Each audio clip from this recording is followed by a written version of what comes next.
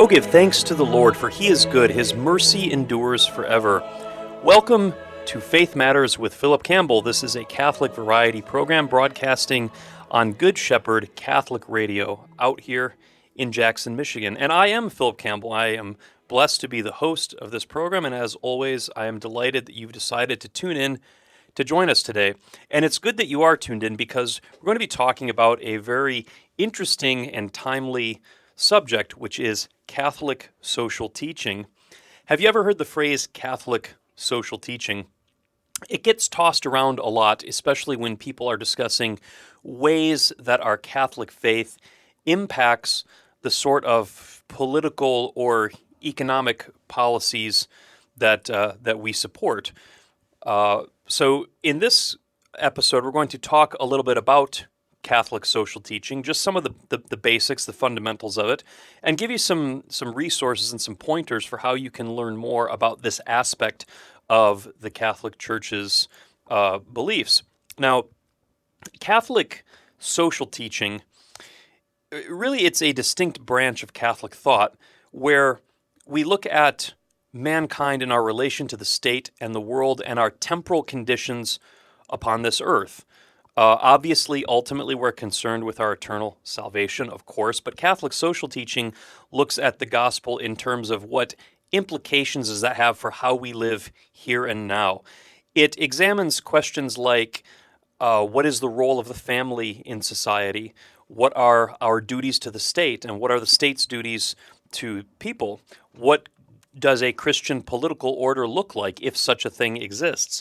Upon what principles does a Christian government operate? How can our faith influence the organization of labor and the economy? How do we dispose of our property and our wealth in a Christian way? And to what degree are economic decisions subject to moral considerations?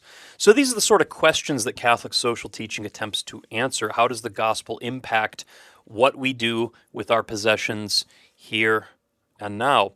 So let's start with the fundamentals of Catholic social teaching. And I think the first principle we have to understand is that mankind is ordered by God to live in society, not solitary, but in society.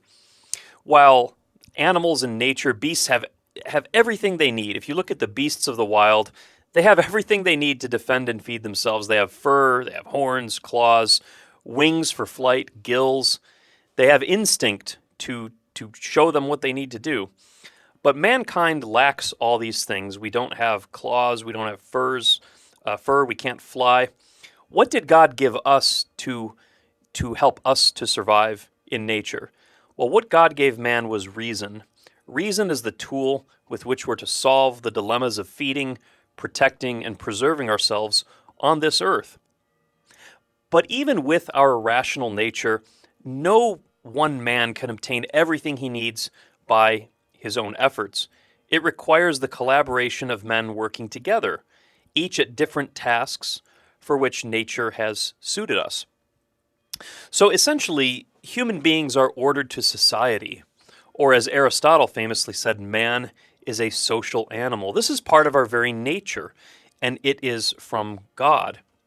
Now, this is maybe contra to what some other philosophers have said, like John Locke or Rousseau, or these folks from the Enlightenment who basically idealize man as the rugged individual that is completely solitary and needs no one else. But for man to fulfill his nature, we do thrive on community. We're made for community. We're made for society. Now, if there's going to be some society, whether it's a tribe or a clan or a complex nation, we need some sort of order. And as soon as you start talking about order to society, then you are talking about the state.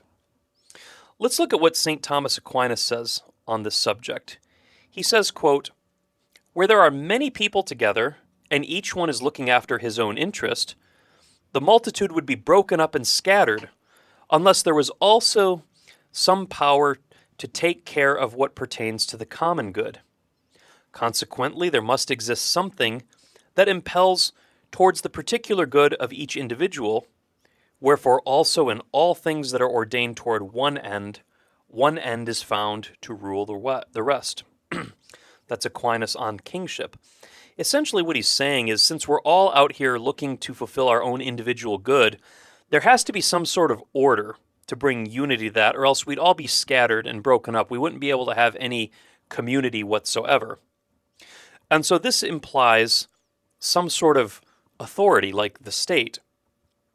So the state is the authority over society, and this also comes from God, and it reflects God's ordering of society. That's because God created us to be in community, and if He created us to be in community, that also means there has to be some order. And so this is part of the divine plan.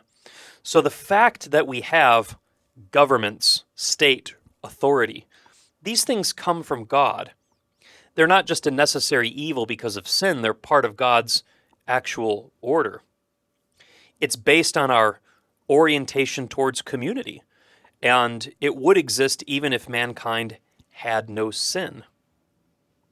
Now, I don't want you to misunderstand me. When I say the state is from God, I certainly don't mean that the decisions of our beloved elected officials represent, a conformity with God's will or anything like that. I'm not meaning to deify the state. What I'm saying is that the concept of having a state, of having authority, of having political rule, this is something that comes from God's plan. Now, whether or not our specific political rulers live up to that plan or not, that's a totally 100% different story. But the authority of the state does come from God. We could go back to the New Testament, Romans chapter 13, verses 1 through 5, very famous passage from St. Paul on the governing authorities. He says, quote, "Let everyone be subject to the governing authorities, for there is no authority except that which God has established. The authorities that exist have been established by God. Consequently, whoever rebels against the authority is rebelling against what God has instituted, and those who do so will bring judgment on themselves. For the one in authority is God's servant for your good. But if you do wrong, be afraid, for rulers do not bear the sword in vain. They are God's servants, agents of wrath to bring punishment to the wrongdoer. Therefore, it is necessary to submit to the authorities, not only because of possible punishment, but also as a matter of conscience." So that is St. Paul's teaching on the political authorities and how we are to regard them as really an extension of how God orders human society, how God governs the world. And he says quite plainly that the authorities that exist have been established by God. Now, here's a question. Does that apply to evil authority also? Is evil authority, does that come from God also? Well, insofar as it is authority, yes. Remember when Jesus was on trial before Pontius Pilate, Pilate says, "Don't you know I have the power to release you or the power to have you crucified?" And Jesus says, "You would have no power over me had it not been granted to you from above." That's John 19:11. Even when a political ruler is wicked or behaving wickedly, the authority of that political ruler is still something that is a reflection of God's authority. It's simply that he's abusing it. It's simply that he's not fulfilling the plan that God has for him. But even abused authority, that political office is only possible because God has decided to create man in such a way that authority is necessitated. Now, even in a democratic government where we vote for our leaders, even if we're voting for our leaders, the political authority still comes from God. It's just a matter of now, in a democracy or a representative government, the people are choosing in whom that authority is going to be vested. But the authority itself is still coming from God. So now we understand a little bit about man's social nature, about the necessity of having some sort of authoritative governing political authority, and that this is part of God's plan. So now that we have this order in the world, and we're all pursuing our own happiness, we're farming, we're doing whatever, we're accumulating things, we have to keep in mind another principle, which is the universal destination of goods. And this principle is really at the heart of Catholic social teaching when we start talking about how should we use the goods of this earth. How do we use our wealth? How do we use our property? How do we use it in a way that is most pleasing to God? Well, there's something called the universal destination of goods, and you can find this in the Catechism of the Catholic Church, paragraph 2402, and many other statements of Catholic teaching on this subject.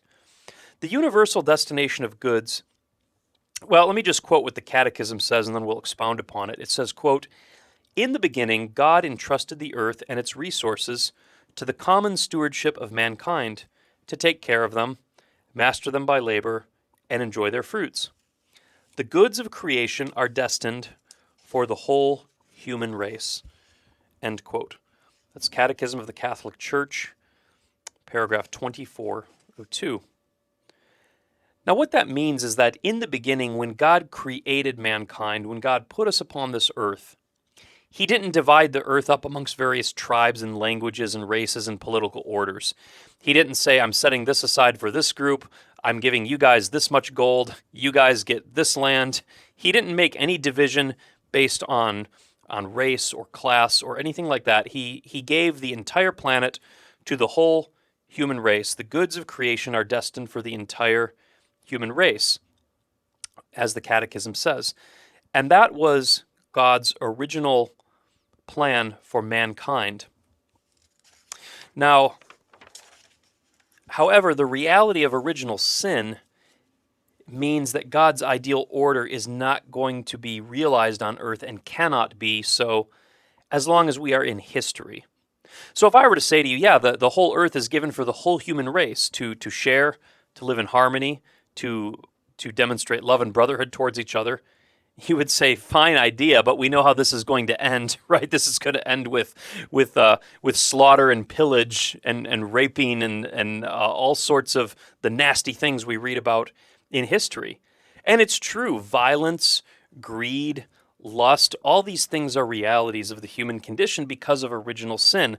And so this means that despite the universal destination of goods, there's always going to be the possibility of things going drastically wrong, and we can't ignore that. We can't pretend like men are angels. We can't pretend that just good education and certain political or economic habits can do away with original sin. There are no utopias on this earth, and there never will be this side of heaven.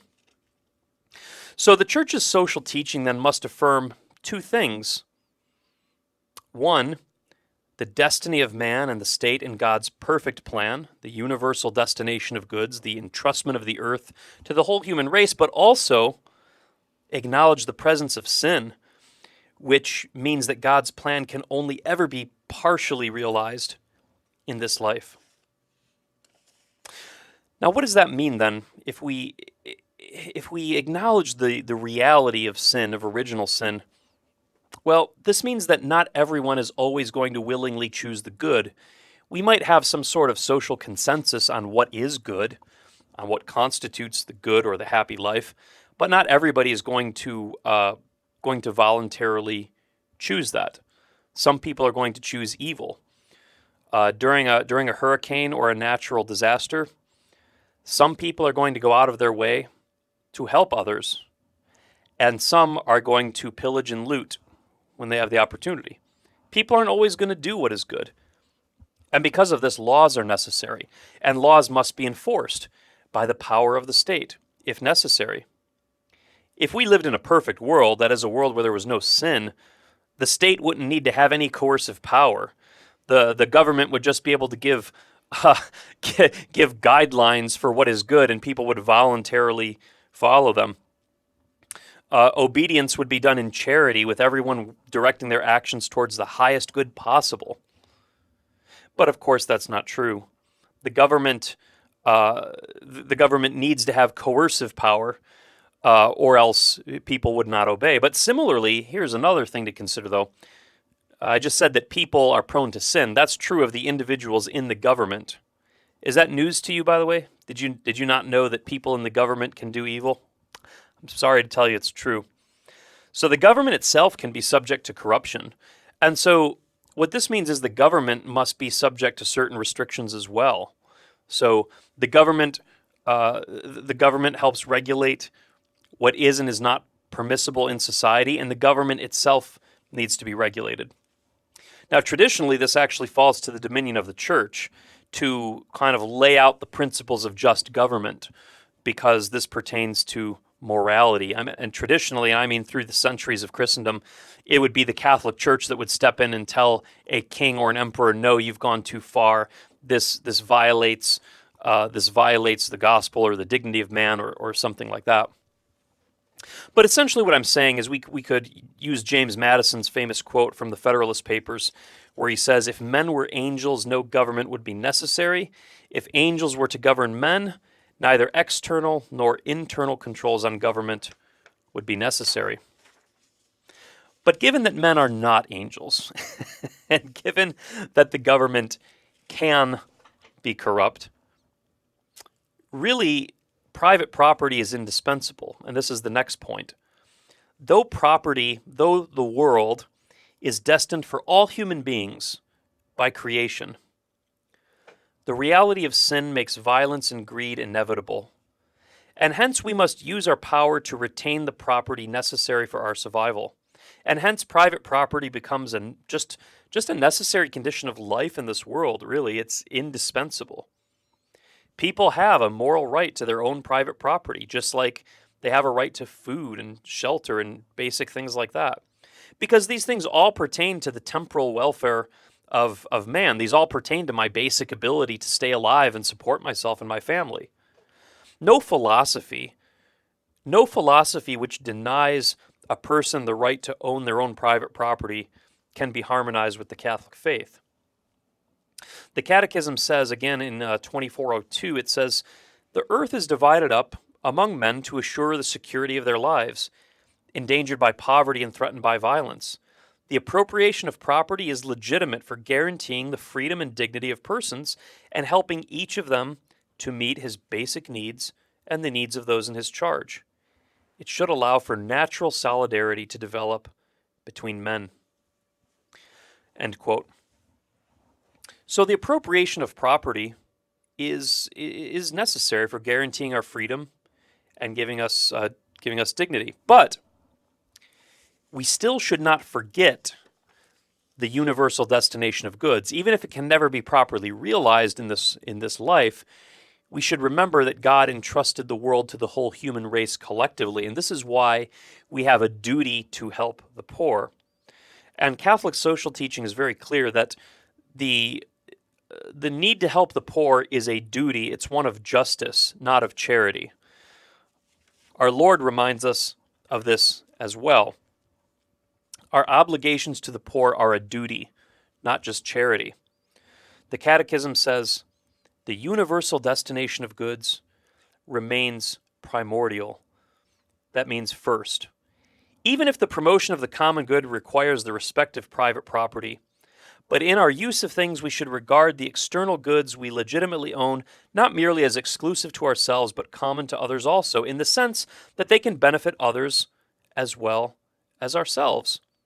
The ownership of any property makes its holder a steward of providence, with the task of making it fruitful and communicating its benefits to others, first of all one's family. This means when we look at the things that we own, the gifts that God has given us, we view ourselves as stewards of those gifts, as stewards. Remember in the gospel, Jesus talks about the rich man who entrusts his wealth to his steward, and then he goes away and expects the steward to behave responsibly with his wealth while the master is away. And then when the master comes back, that steward is called to account for what decisions he made with the wealth he was given. Well, my friends, that is an analogy for the things that we possess in this life. We are to regard them not as our own absolute possessions, but as gifts, and we are stewards of them. And on Judgment Day, God will ask, what did you do with the gifts that I entrusted to you? How did you take the wealth or the property or the talents that I entrusted to you and use it for the benefit of your fellow man? And this is an obligation we have in justice. It's not something we think about in our spare time. It's not something we do only, if we have a couple extra bucks. It's something that our Lord expects of us. We are to regard our own goods as gifts of God, of which we are stewards, and to God we will owe a reckoning for what we do with those gifts. Now, this is especially relevant for those who are in positions of authority over other individuals. Like, let's say you're a business owner and you have many people working under you. They have been entrusted to you, and you are to have stewardship over them as well. And our Lord will ask you on Judgment Day, how did you use your ownership or your authority to better the condition of those people? You see, there's always the danger, the possibility of treating people as just a means to an end. Treating people as just a means to an economic end, just as another way to make money. But the Church says we ought not to view people who work this way. The Second Vatican Council's Constitution Gaudium et Spes says, the human person is and ought to be the principle, the subject, and the end of all social institutions. And the Catechism says in paragraph 1929, the human person represents the ultimate end of society, which is ordered towards him. So, in other words, we don't look at people in the economy, in the world, and say, how can I make some money off of these people? How can I skim as much off of labor as possible so I can enrich myself? We look at them and say, how can we benefit each other? How can my business or my institution or my organization or whatever I'm doing, how can it benefit the true human good of these people?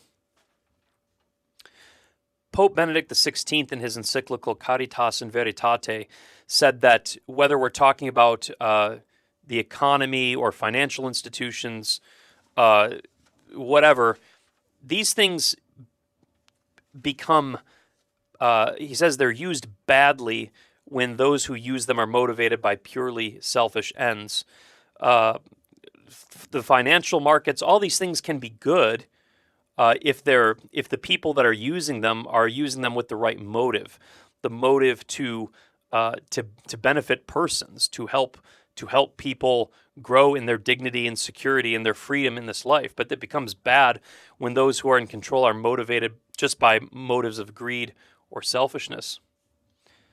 So he says it's not it's not our economic systems or different organizations that are the problem, but rather individuals, our moral conscience, our personal and moral and social responsibilities. And so, as St. John Paul II says, what this means is that in the economy, in our world, there's a primacy of labor over capital. And I could explain it, but I better just quote from St. John Paul II in his encyclical Laborem Exercens, chapter 12. He says, quote, first of all, we must recall a principle that's always been taught by the Church, the principle of the priority of labor over capital. This principle directly concerns the process of production.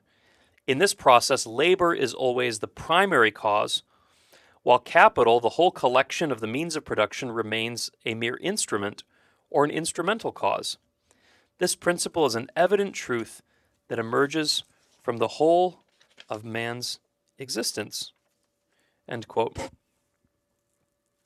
Now, what that means is if we're looking at the whole economy, you've got people who work, and then you have the tools and the resources by which they work and the money they make. So you have labor and you have capital.